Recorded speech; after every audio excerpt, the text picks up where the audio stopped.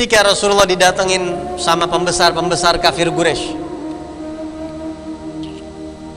ya, mereka mengatakan, Muhammad udah begini dah, ente jangan terusin dakwah ente, jangan lanjutin perjuangan dakwah ente. Kalau kamu mau jadi pemimpin, kami jadikan kau penguasa. Kalau kamu mau harta, kita kasih harta, kita kumpulin semuanya. Engkau paling banyak harta di antara kita. Kalau engkau mau perempuan, kita cari perempuan paling cantik, kita hadiahkan kepada engkau. Kalau engkau mau kekuasaan, kami jadikan raja di tengah-tengah Mekah. Ya, coba gimana? Tapi udah jangan sebarin lagi ajaran ini. Kalau kata Dr. Syekh Muhammad Said Ramadan Al-Buti bilang, padahal kalau kata Nabi, mungkin pikiran kita terima aja udah kekuasaan itu dulu. Kan kalau udah berkuasa makan gampang tuh ngaturnya, ajarin orang bakal nurut kita. Oh enggak, Nabi enggak begitu. Tolak sama Rasulullah semua. Bukan itu tujuan Nabi SAW. Nah, sampai akhirnya pembesar ditolak sama Nabi itu. Dalam beberapa waktu kemudian, pembesar kafir Quraisy ini mulai nanya-nanya sama Nabi Muhammad tentang Islam. Mulai nanya-nanya, kira-kira hati Nabi girang nggak? Pasti nanya-nanya tentang Islam. Akhirnya Nabi adepin mereka.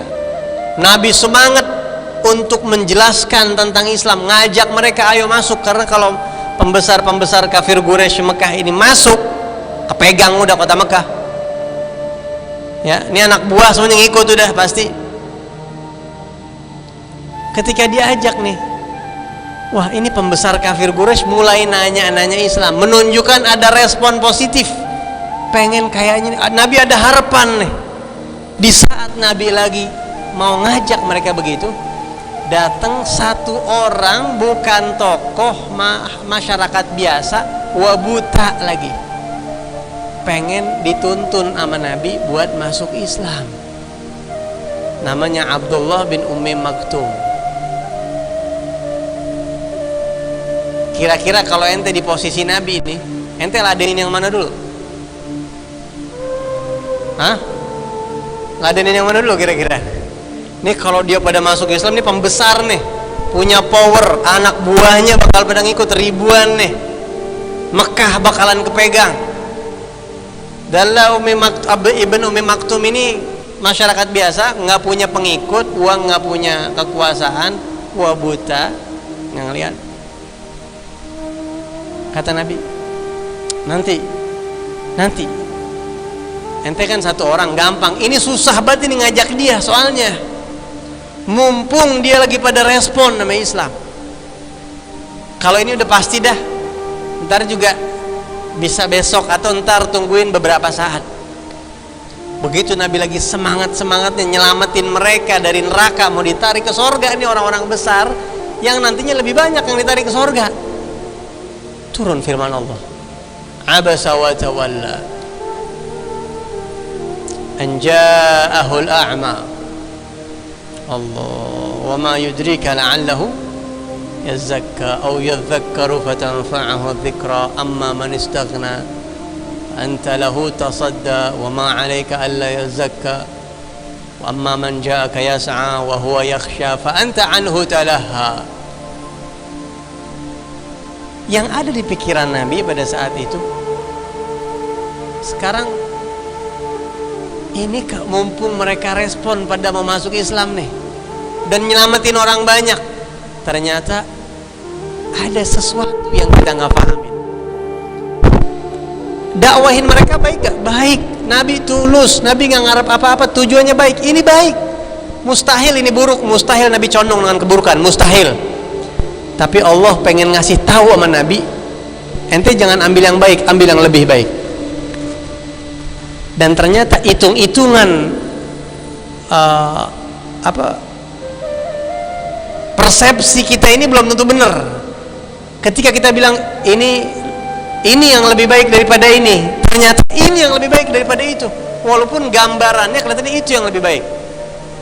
Ya Allah, emang apa manfaatnya buat Islam kalau dia masuk? Ini masuk Islam manfaatnya jelas, nguntungin agama ini. Tapi ini Ibn Ummi Maktum. Tapi Nabi bukan orang sombong. Ketika Allah Subhanahu wa taala bimbing Nabi insaf, menerima kebenaran yang datang dari Allah Subhanahu wa taala. Dan setelah turun ayat itu, Nabi Muhammad cintanya sama Ibn Ummi Maktum bukan main. Setiap kali Ibn Ummi Maktum ini datang, Nabi selalu sambut dengan ciri khas yang berbeda. Marhaban biman atabani fihi rabbi. Selamat datang wahai orang yang sebab dia saya ditegur sama Tuhan saya. Selamat datang. Satu orang doang, nilainya mengalahkan daripada yang lain. Kenapa begitu? Karena Allah tahu ini satu tapi pasti. Itu banyak tapi belum pasti. Saking besarnya semangat Nabi Muhammad nyelamatin orang. Semangat Nabi bagus, pekerjaan Nabi bagus, pemikiran Nabi bagus. Cuma Allah selalu pengen Nabi ini jangan cuma bagus. Allah pengen Nabi ini sangat bagus, paling bagus. Allah pengen Nabi semuanya ada yang paling bagus. Pekerjaannya paling bagus, pemikirannya paling bagus. Nah itu pendidikan buat kita. Ya, kita nih kalau ada jamaah yang ngaji ini seorang bos yang punya anak buah 1000 orang. Ya, duitnya banyak.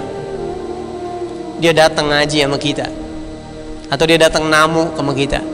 Walhal di saat yang sama jamaah taklim biasa datangnya juga pakai sepeda ontel kali. Tar dulu bentar ya, nih nungguin dia dulu nih.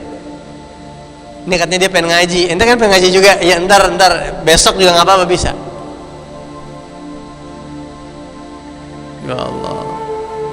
Kalau kita mungkin tujuannya duitnya banyak, kalau Nabi mah nggak begitu, enggak. Ini soalnya kalau gua ajarin dia, ribuan karyawannya bakalan ke surga nih, begitu pikirannya. Kalau kita itu aja salah, belum tentu benar. Masya Allah.